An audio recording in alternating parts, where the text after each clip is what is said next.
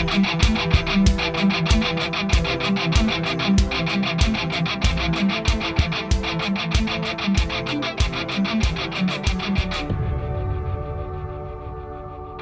is Dr. Jerome Corsi, and today is Monday, November 6th, 2023. Thank you for joining us. I'm going to cover quite a few stories today. I'm going to get to the debacle that's starting to happen in the green energy field. But first, I want to cover some of the stories on Israel and Ukraine. So first, Israel hit some 450 targets in the Gaza over the weekend. Israel's ramping up the incursion into the Gaza Strip. Gaza Strip is a little tiny piece of land on the Mediterranean Sea, just in Israel, just north of Egypt.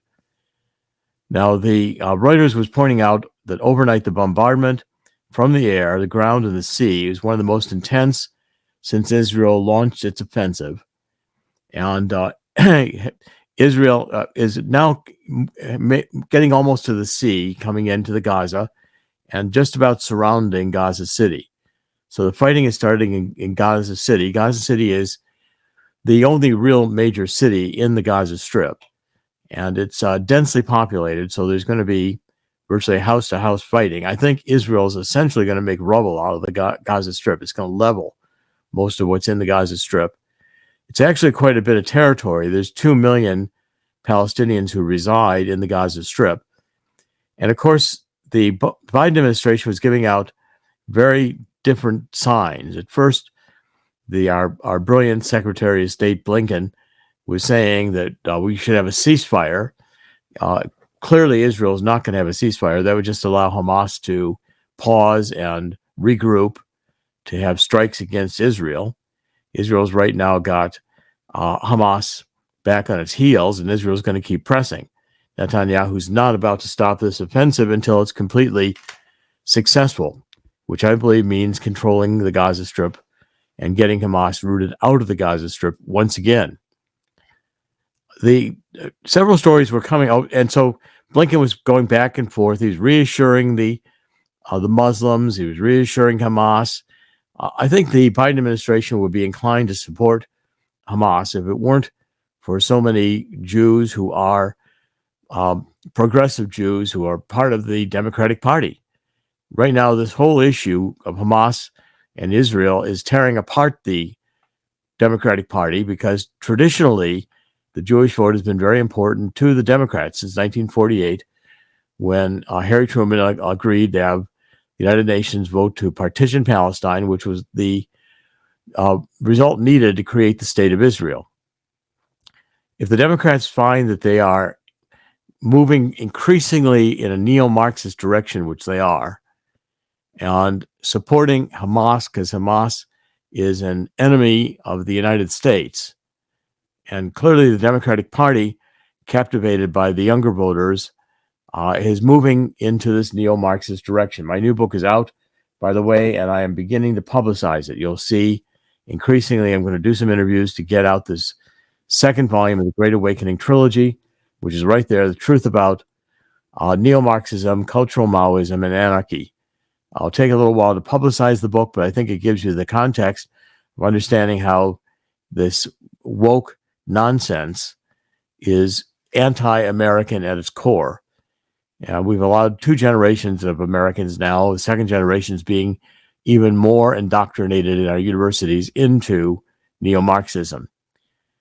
So we're finding in the United States that across the world, there were huge rallies for Hamas.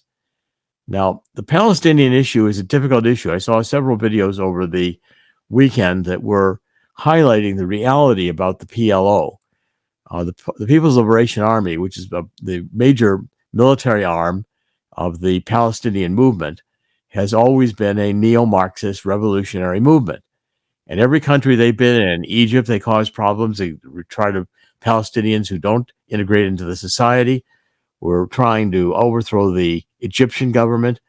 The Egyptian government threw them out. They did the same in Jordan. Jordan government threw them out. They did the same in Lebanon. And now they're in the Gaza and the West Bank, and they're trying to destroy Israel. Hamas is backed by Iran, and Iran is clearly behind this. Iran is providing the money. and the Biden administration, with the assistance of John Kerry, have done nothing but appease Iran, give Iran more money, as Obama sent airplane full of cash to Iran. John Kerry, even in my book Atomic Iran, which I wrote in 2005, I was arguing that John Kerry, even then, after he lost his presidential election race, was saying we should give Iran nuclear fuel to see what they would do with it. Well, John Kerry was also, like Bill Clinton, the same argument with North Korea. Let's let them have nuclear fuel to see what they do with it. What they did with it was make bombs. Iran would do the same. So we're having a ramping up of the Israeli incursion, and to the north is Hezbollah in Lebanon. They are poised to enter the war, and you've got in Syria, which is to the east of Israel. You can see it from the Golan Heights. You can look down and see Damascus from the Golan Heights. I've done it. I've been there. And the Israelis understand that you could have remnants of the ISIS that are in Syria rise up and attack Israel from the Golan Heights. So you could have a war in the northern part of Israel as well as a war going on in Gaza. It's a very, very dangerous situation. It could escalate at any minute. And I've announced that the United States has moved an Ohio-class nuclear submarine into the Mediterranean, which is an unusual move. Unusual both to have a U.S. nuclear submarine in the Mediterranean, and even more unusual that the Navy announced it. I think it's a clear warning to Iran not to escalate the violence. We're poised to have a massive strike on Iran if Iran did enter the war in a massive way more directly, or got Hezbollah to enter the war. And clearly, there's a message now going out from the United States through the military in the Mediterranean that the United States is ready to enter this conflict should Israel be at risk of losing. I don't see Israel having any chance of losing at this moment. But if it's a multi-front war, and we do not continue to supply Israel with weaponry and money, Israel will have to escalate the violence because Israel will not let Israel fall to Iran. Regardless of what it takes, including nuclear weapons, the military, the government in Israel will protect the state of Israel. And I've had discussions with the top Israeli government leaders going back to 2009, actually even earlier than that, more like 2006. And repeatedly assured that Israel is not going to let the state of Israel be wiped off the face of the earth. And what you've got here is a real stalemate in this issue because Iran is dedicated to the destruction of Israel. Hamas, Hezbollah are both dedicated to the destruction of Israel. PLO the same. And there's no middle ground. You can't have a two-state solution, creating a Palestinian state with a group that would only view that as a stepping stone to destroying Israel. That's been the problem all along. All the concessions Israel's wanted to make, all the attempts at peace agreements, all the meetings at the White House, President Carter, President Trump, all the efforts to make peace in the Middle East have not succeeded because you do not have a fundamental agreement that Israel has a right to exist. The radical Islamists do not accept this. And if they do not, it is inevitable that there will become a major conflict which will be existential, testing Israel's right to survive. Let's switch gears to the Ukraine. Posted 2 stories here on Ukraine. Oh, by the way, the CIA chief, William Burns, was also in Israel to discuss the war and intelligence situation. And this is a U.S. Central Command, which covers the Middle East, was the one who announced that the Ohio-class nuclear submarine had entered the region. And that's, again, an unusual announcement. It was made on X. It was clearly intended to be communicated to Iran. Okay, now the next story involves Ukraine. And I'm finding that Ukraine, there's 2 things about this issue with Ukraine. Number one, as I'm pointing out here, that Zelenskyy is complaining that the Gaza is taking away the focus from Ukraine. And what's happening is there's Ukraine fatigue. I think the Western nations in Western Europe are seeing this as an endless pit. Clearly, the American people are tiring of this. There's no war. We had a couple of really important statements made. One was by one of the military commanders last week, who said that the war in Ukraine is essentially going down to World War I standards. In other words, Russia's entrenched in defensive positions. Ukraine attempts to be in defensive positions, and it's a stalemate. Neither side can really advance comfortably against the other. And we're going into winter. Winter is not a time to have major offensives in Ukraine. It's a time in which it's going to be very cold, and this year could be particularly cold with the shifts going on in the currents in the Pacific, where we have this El Nino effect coming up, which is warmer water into the Pacific, but it will affect dramatically the weather patterns during the winter this coming year, right now starting. So Zelenskyy said that the war in the Middle East is taking away the focus from Ukraine, and he wants the focus back on Ukraine because he wants more money. So we've been in difficult situations where there's almost no focus on Ukraine, but now we want to ramp it up. And so he's been making major efforts to get the U.S. public opinion to not cool against supporting this war. And a growing number of Republicans are now refusing to put the rubber stamp on Ukraine, although Biden just agreed to do some $400 million more in aid to Ukraine. And they're going to send them now laser-guided missiles that can attack these drones. The other story that's out, Time magazine actually did a cover, which surprised me. Now, when Time magazine does a cover like this, it's sending a signal. And the cover was saying that that Zelenskyy is the only one really who's still fighting this war with any enthusiasm. So the cover showed of the Time magazine last week or a week before showed, it said, "Nobody believes in our victory like I do. Nobody." That's what Zelensky's saying. That's about the lonely fight of Zelenskyy to continue this war. It's been nearly this is on the cover. It's been nearly 2 years since Russia controls a fifth of Ukraine's territory. Tens of thousands have been killed. Global support for the war is shrinking. Now, what this second article showed, in the Time magazine was reporting that Zelenskyy does not intend to give up the fighting, and he's not ready to sue for peace.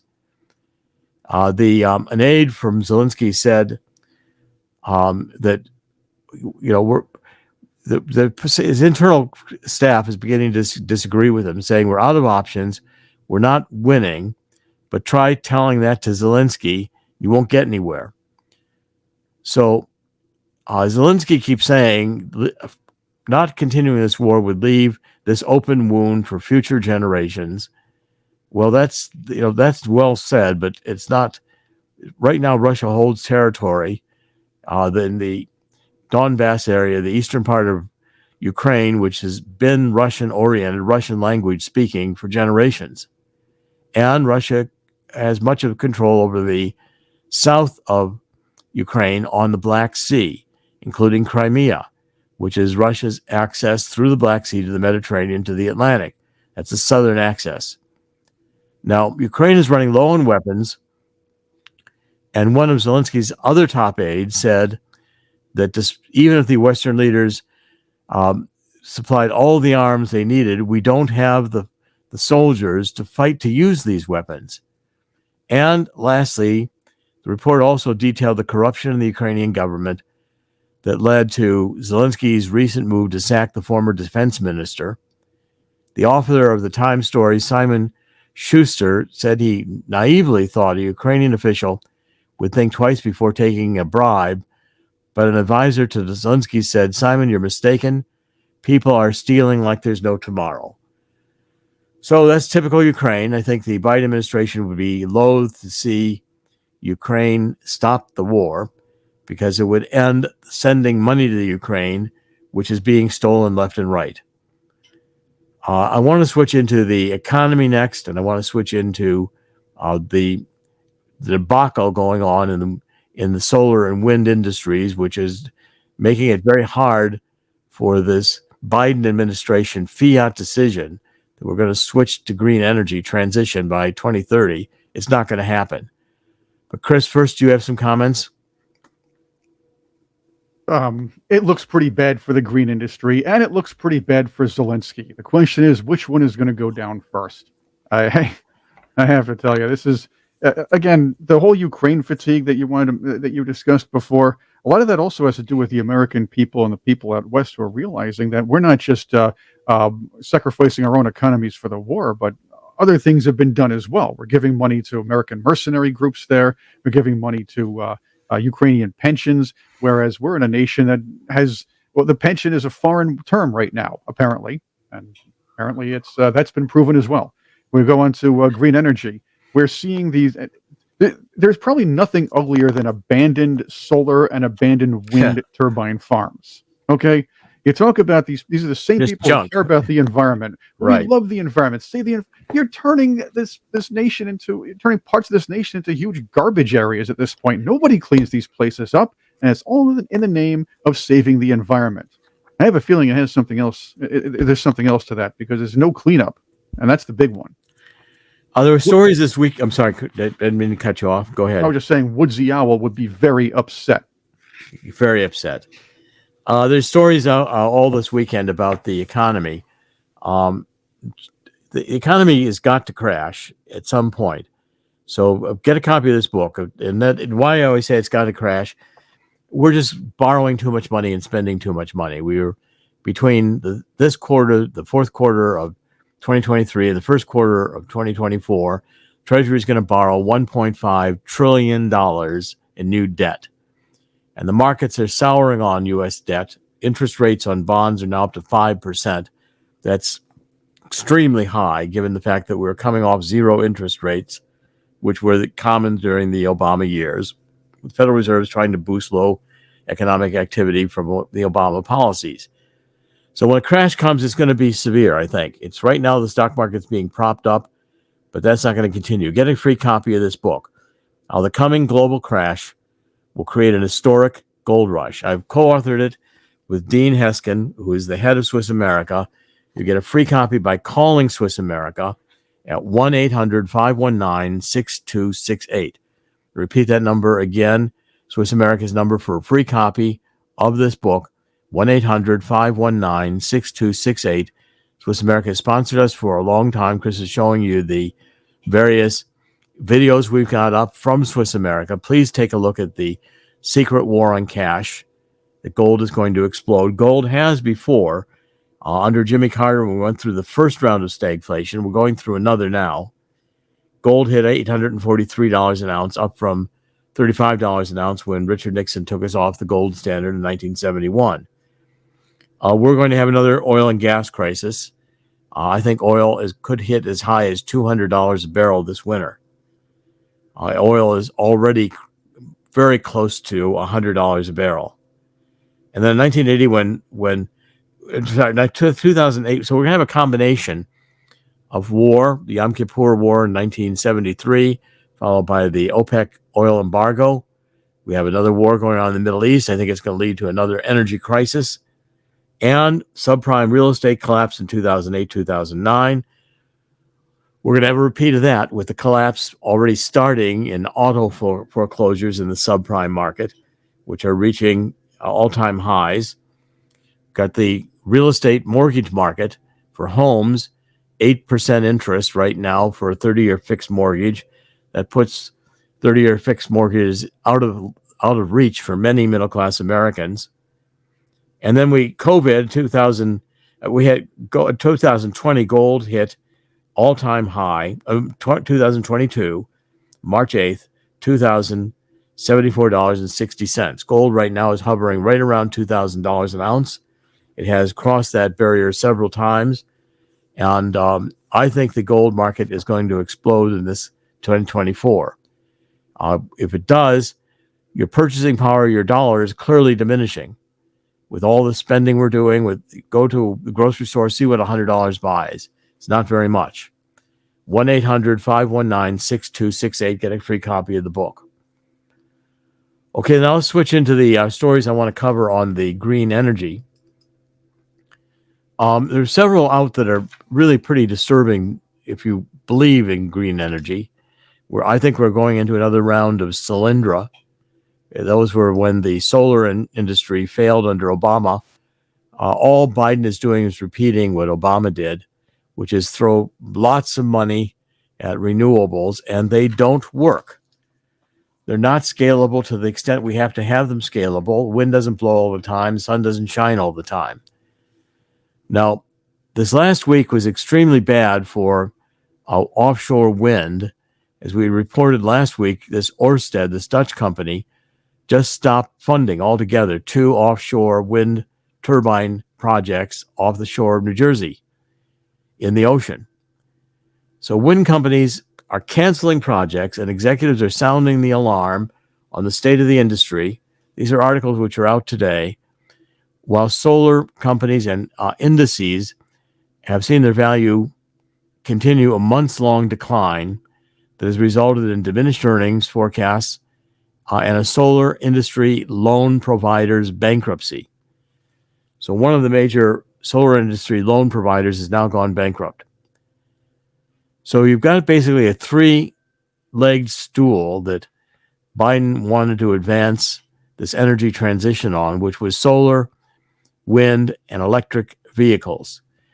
We reported extensively that the electric vehicles are dog. People don't want to buy them. They're saying there's, in fact, their inventory is growing on car lots because people don't want them. They're expensive. There's not enough charging stations. The batteries catch fire. If you go long distances, it's problematic how many times you've got to stop to refuel them and whether or not you can find a place to refuel them.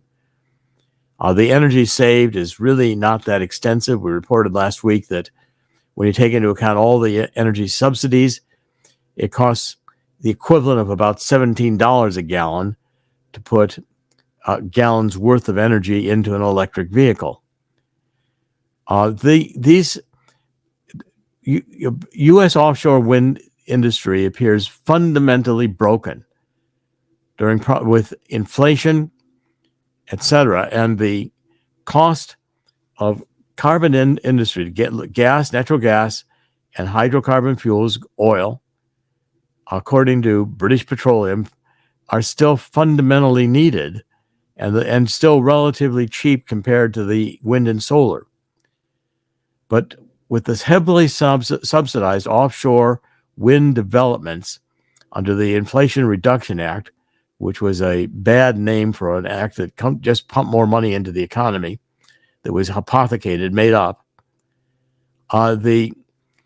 you're saying that there's not going to be any possibility of having enough electric power for 10 million American homes by 2030.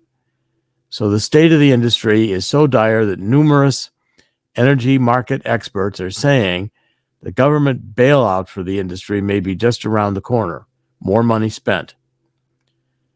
The administration is counting on solar to emerge in the next few years as a replacement for the energy generated by the hydrocarbon fuel infrastructure.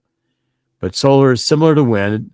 It's intermittent, and it's more expensive than power produced by natural gas and other hydrocarbon fuels. Industry experts are realizing this and making it clear. It undermines the entire ideological nature of the Green Energy New Deal, which is aimed at an attack on capitalism. I pointed this out in the first volume of this Great Awakening series, which is the truth about energy, global warming, and climate change. It's all a hoax. People are realizing it. And I think as you get into prospect of World War III and a cold winter, rising energy costs, rising food costs, squeezing on the middle class, increasing numbers of homelessness, migrants flooding the cities, and living in hotels, which is costing these cities like New York millions and millions of dollars every week. The cities are going to become bankrupt. This is a Democratic Party nightmare, architected to destroy America by a party that is now a neo-Marxist party, headed with a hate America agenda. So with the second article here on the solar, and by the way, hydrocarbon fuels are not fossil fuels. I'm putting this out in numerous books. I think this in 2024, I'm going to put together various writings I've done on abiotic fuel and put them into a book format, so that you can see entirely that hydrocarbon fuels are naturally produced on an ongoing basis, even right now, in the mantle of the Earth. The Earth manufactures hydrocarbon fuels. We have the Fischer-Tropsch equations, which explains how the Earth does it.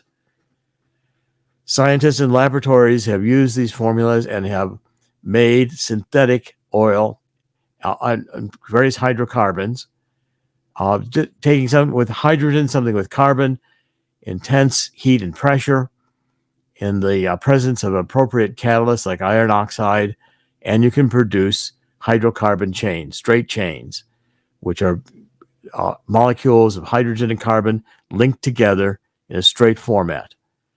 And they produce various kinds of methane, butane, etc. There are many different forms of hydrocarbons.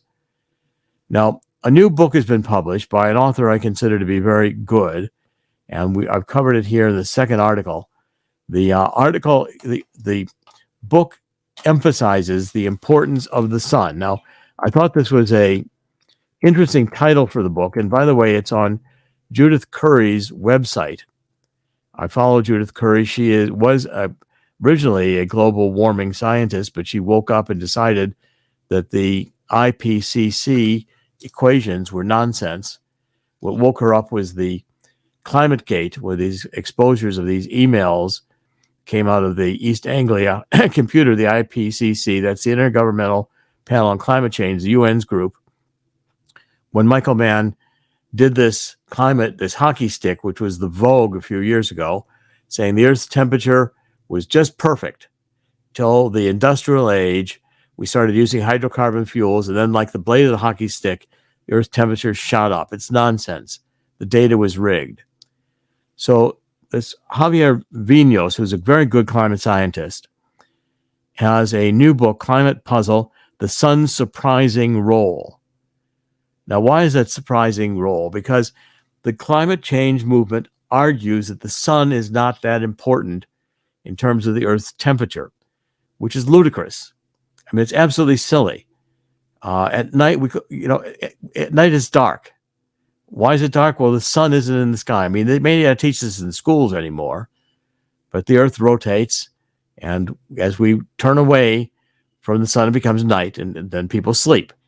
These are hard things to understand, but, if you stay with me, I think we'll follow it. The Earth comes around, the sun's back in the sky, Earth warms up. We did not have greenhouse gases. All of the irradiance that the Earth absorbs during the day would get out to outer space, and this place would become an ice ball, uninhabitable. We need greenhouse gases. They're not toxic. We exhale carbon dioxide. We are in an interglacial warming period. The sun is the major impact of light and heat on Earth. When the sun burns hot, we have a warming period, like the medieval warming period.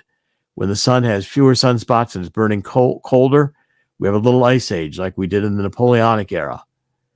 And these are phenomena that are sun-driven. We have an elliptical orbit. When it gets most elliptical, which it will again, about every 100,000 years, we have a new ice age, and we will have one again.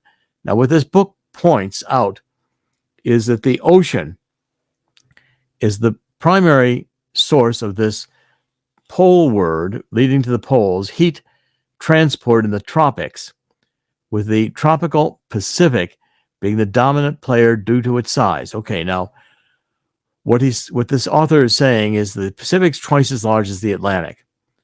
And the major function, one of the major functions of weather on Earth is when the sun hits the Earth at the equator, which it does.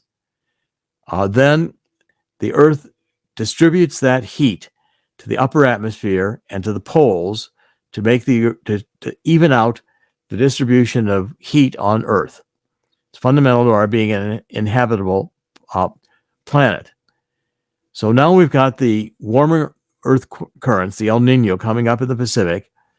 We've got the sun, which will take that heat from the ocean and will bring it up from the tropics to the upper atmosphere and up to the poles. So this heat transfer project is largely wind driven. It exports heat from the Atlantic and the Indian Oceans, which are the only ones to transport heat across the equator. However, interbasin exchanges are relatively small, indicating that the global seawater paths play a minor role in heat transport. The Atlantic is unique in having an exclusively northward heat transport due to its positioning, how it is positioned in terms of its configuration. And this ocean transport of heat is far more energy dependent. It takes far more energy for these forces to be operative than a little more carbon dioxide in the atmosphere. 600 million years ago, we had more carbon dioxide than we do today. Carbon dioxide has been diminishing in the atmosphere over time, in part with this interglacial warming period, because we have more trees, where the Earth is greener right now. But understanding this ocean transport process is difficult, but essential if you want to understand how the Earth's weather works. The idea that carbon dioxide is this important to produce global warming is nonsense. The Earth is relatively stable in its temperature right now. If it's in a warming period, we ought to be thankful for it, because that lets life flourish on Earth. More plants grow, more people are around. We have 8 billion people on Earth today, which indicates the productivity of capitalism to produce the goods and services required. The third world will be starving. If we go to transitioning to green energy as the predominant source of our energy, that's a formula for inducing poverty in the world and for killing millions of people. And I've been pointing out in these books that that's the intent of this anti-capitalist movement. Called anti-capitalist because through the Frankfurt School, through thinkers like Italian communist Gramsci, they realized that the Marxist theory didn't work. Workers of the world did not rise up and create communist states. Didn't happen. But those who hate capitalism decided to attack the culture of capitalism, which meant attacking God, taking God out of the equation, attacking the family, all the Supreme Court decisions, taking God out of the schools. Today, we have a largely secular population in the United States. And the attendance at church, the belief in God is diminished. This is extremely dangerous. And the Marxists who devised this demon ideology were creative in understanding how to attack the culture. And they did it through sex, drugs, and rock and roll. Marcuse played a major role in this in the 1960s with his book called Eros and Civilization. He was a Frankfurt School Marxist. They were not conventional Marxists. They did not want to talk about class warfare. They just hated they hated capitalism, and they thought they could create this postmodern utopia by imagining it and positing values. So we get what we have now in the woke, where it becomes identity politics. It's like schizophrenia. Every person has the right to claim whatever gender they want. Everything is racist. So that's demonizing the white race. It's actually intensifying class conflict of race conflict, which is not what Martin Luther King wanted. Martin Luther King wanted race to become unimportant and not a characteristic which should divide people. And he wanted equal opportunity for all races. That's, I think, the correct way to go. This wants to punish whites, reparations, These are destructive impulses that our youth have now been inculcated with through indoctrination in the schools. We are moving through to totalitarianism. Dinesh D'Souza's new movie, The Police State, was just premiered at Mar-a-Lago over the weekend, being covered extensively in Epic Times. Take a look at it. And I recommend that everyone, Dinesh D'Souza, I've known Dinesh for years. I greatly admire his work. This film is a must-see film. I've not seen it yet in its entirety, but I've seen clips from it. I'm going to make it a point to watch the entire film. Chris, any comments before we wrap up? Indeed. Dinesh D'Souza is usually on the money with all these things, and that's why he's shadow banned and kind of not given a lot of mainstream coverage. The fact is, I've enjoyed many of his movies. Even Teddy says it's rough, the dog in the background there. Teddy's barking for Dinesh D'Souza, of course. That's right. Yeah. He's saying it's rough out there. It's rough out there. Yeah. He's barking in support. Okay. Well, Teddy's right. And it is rough out there. But I remain hopeful because in the end, God always wins. God will win here. I think we're going to go through the judgment of God because I see it happening. Do you see it happening, Chris? I mean, look at what's the economy, wars, COVID, I think totalitarianism on the rise. I think he was entertained by watching us screw things up for a long time, but now he's getting a little more upset, and it's showing. How about that? Well, let me wrap it up here. I think God's been upset for a long time. Right. But it reaches a certain magnitude when God's had enough. And I don't think we're quite at the point where Abraham and God were negotiating over Sodom and Gomorrah. Oh, by the way, Johnson made a comment, our new Speaker of the House, about sodomites for Sodom and Gomorrah. You can all put that together for yourselves. I think so. The issue is that Abraham negotiated with God, if I can find so many people who are righteous, will you spare the city? God said yes, and Abraham had to keep coming back and ask for fewer. Well, the point of that story is, I think if Abraham had found one, God might have spared the cities. The point of that is one person can change the world. If that's the case, God gives us a formula. Gives us 2 Chronicles 7:14. Says, let's get on our knees and ask for forgiveness for letting our sins get the world to this point. Take responsibility for what's happened. We allowed too many babies to be chopped to pieces brutally in the womb before they've had a chance to breathe outside the womb. We've taken God out of our lives. Divorces are on the rise, including a lot of women divorcing after multi-decade marriages. These are deplorable times. And people who indulge in themselves as if there were no God or no consequences of their action, God's going to take, we're going to see the consequences of that. But I don't believe God created the human race to fail. Within the human being, there is still, I think, a sense of God that will not go away. From ancient times, people have always felt divinity. This is a spiritual existence we're living. Looks material, but it's spiritual. We're not going to be here forever. Nobody gets out of this alive. The whole point here is to honor God, to worship God, and to serve God. And I think enough of us are joining together that we might even have a global revival. Christians are being persecuted. End times are eminently visible. And people are writing about it openly. I'm seeing any number of people brilliantly articulating the difficulties we're in. I remain hopeful. It's going to be a dark and difficult time, but I see light at the end of this. It's why I have decided not to be retired. I've come back and been working perhaps more actively than I have maybe my entire life, writing books, doing podcasts, getting out there, trying to even shadow ban. It's important to make the statements. God wants the statements to be proclaimed. This is the truth central. We'll proclaim the statements to the best of our ability.